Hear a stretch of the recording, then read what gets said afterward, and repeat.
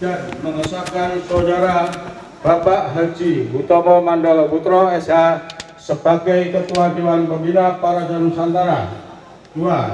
Masa jabatan kepengurusan berlaku selama 5 tahun sejak ditetapkan surat keputusan ini. 3. Demikian surat keputusan ini dengan penuh rasa tanggung jawab, dan apabila terdapat kekeliruan dalam penyusunan surat keputusan ini akan diadakan pembetulan sebelumnya. Diputuskan di Surakarta pada tanggal 1 Maret 2019, Dewan Pimpinan Nasional Parada Nusantara Haji Sukir Santoso SH ditandatangani. Sebagai pembina Parada Nusantara, Bapak Agus Rastogi, Bapak Haji Hutomo adalah Bintang Sarjana Hukum. Yang hadir pada kesempatan hari ini dari Partai Berkarya yang saya banggakan, dan dari keluarga Cendana yang saya cintai, itu kakak saya yang paling tua, dikenal dengan Bu Tutut, Mbak Tutut.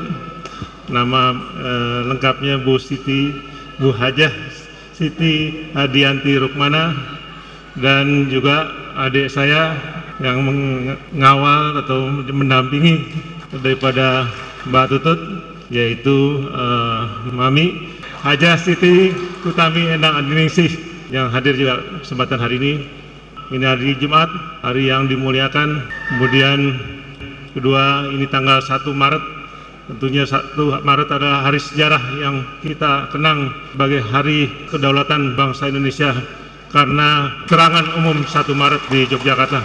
Dan juga hari ini tentunya sangat membahagiakan buat kami, buat saya pribadi, telah dikukuhkan, dinyatakan sebagai Ketua Dewan Pembina Parada Nusantara.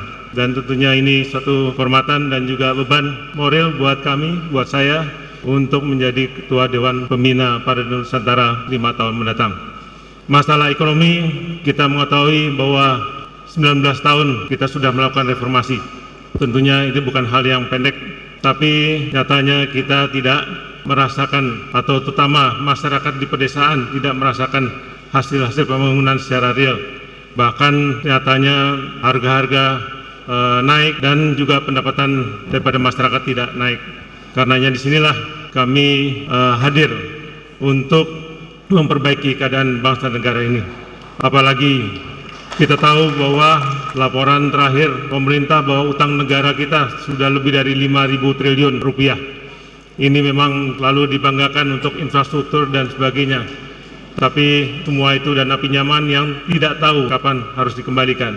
Artinya itu adalah menjadi beban anak cucu kita nantinya untuk menanggung daripada beban hutang tersebut. Sehingga kita juga akan merasakan beratnya daripada beban hutang itu untuk membangun negara ke depannya. Karenanya kita harus merubah daripada keadaan ini untuk lebih baik, dan memang harus melakukan pembangunan dengan antara lain berhutang. Tapi kita harus mengukur kemampuan kita untuk mengembalikan, dan proyek-proyek atau bidang-bidang apa saja yang harus kita tangani.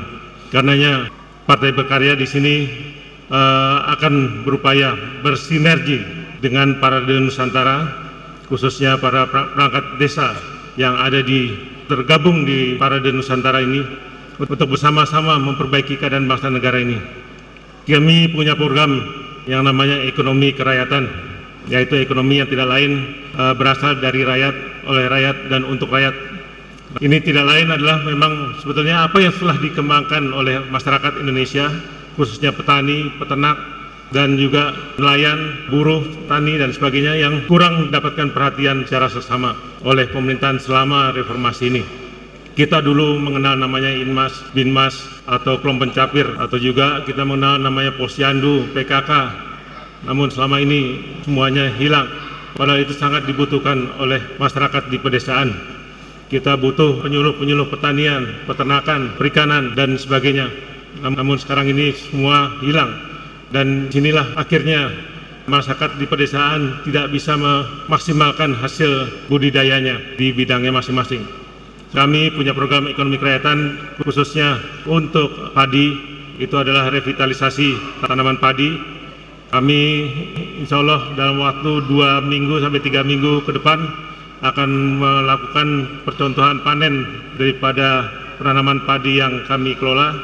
Mudah-mudahan dan pengelolaan ini jadi pupuknya pupuk nano, teknologi terbarukan dan juga ramah lingkungan atau organik, sehingga dengan menggunakan pupuk ini hasilnya akan meningkat dan organik, sehingga petani diharapkan nanti akan bisa melakukannya secara massal dan bisa mendapatkan itu sistem yang akan kami perkenalkan melalui GORO. Jadi GORO ini tidak lain adalah gotong royong. Gotong royong ini nanti akan membuat semacam toko-toko di setiap pedesaan. Disitulah nanti barang-barang yang dihasilkan oleh petani peternak setempat akan dijual melalui toko GORO tersebut yang dimiliki oleh nanti entah BUMDes ataupun koperasi yang terkait, sehingga nantinya daripada hasil produksi yang dikelola oleh petani, peternak, nelayan dan sebagainya itu atau UMKM juga, karena kerajinan segala macam juga akan terlibat di dalamnya, untuk bisa disalurkan melalui toko GORO terkait. Dan GORO ini nantinya sistemnya seperti waralaba atau franchise yang tentunya akan dimiliki sepenuhnya oleh masyarakat di pedesaan. Jadi kami hanya memberikan sistem.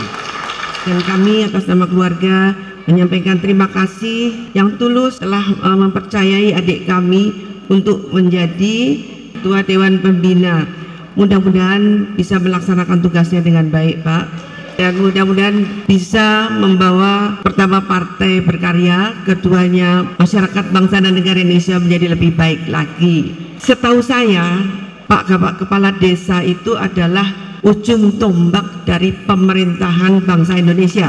Dipilih langsung oleh rakyat Indonesia dan memang sangat dekat dengan masyarakat dibanding dengan yang lainnya yang dipilih seperti bupati dan lain sebagainya, dekat juga, tetapi lurah ini langsung berhadapan dengan masyarakat karena tahu betul apa yang dibutuhkan oleh masyarakat Indonesia. Karena itu saya selalu kalau ketemu Pak Lurah kok seneng gitu loh, karena apa ya, Pak Lurah itu zaman dulu tuh Pak Lurah tuh bisa bertahun-tahun ya Pak ya, pokoknya selama dicintai rakyatnya dia akan jadi lurah. Saya hanya ingin menitipkan bahwa dengan adanya banyak seperti medsos dan lain sebagainya, tentu banyak berita-berita yang masuk ke masyarakat yang belum tentu itu betul dan belum tentu itu pasti. Karena itu saya mohon kepada Bapak Kepala Desa dan seluruh perangkat desa ini untuk menjaga masyarakat supaya jangan timbul gesekan-gesekan yang nantinya akan memecah belah persatuan bangsa negara Indonesia, dan itu sedikit demi sedikit akan dimasukkan oleh orang-orang yang tidak bertanggung jawab. Karena itu pertahankan gotong royong, Pak ya. Gotong royong di antara kita semuanya. Karena ini peninggalan nenek moyang kita yang tidak bisa kita tinggalkan atau lupakan. Karena ini merupakan satu kekuatan bagi bangsa Indonesia. Kegotong royongan ini satu hal yang harus, saya pikir harus dilakukan selalu. Gotong royong dan kesetiakawanan sosial nasional. Karena dengan setia kawan kita selalu bersama-sama, betul Pak? Jadi bersama-sama untuk berkarya membangun bangsa. Untuk para ujung tombak daripada penjagaan negara ini, tolong dijaga keamanan tanah air kita, dan saya titip bangsa dan negara Indonesia.